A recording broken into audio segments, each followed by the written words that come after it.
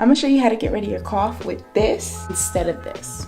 So the over-the-counter cough suppressants work great, right? They're gonna get rid of the cough, but it's also gonna affect the way your brain works, your mood, your thoughts. Cough suppressants have an ingredient called dextromethorphan.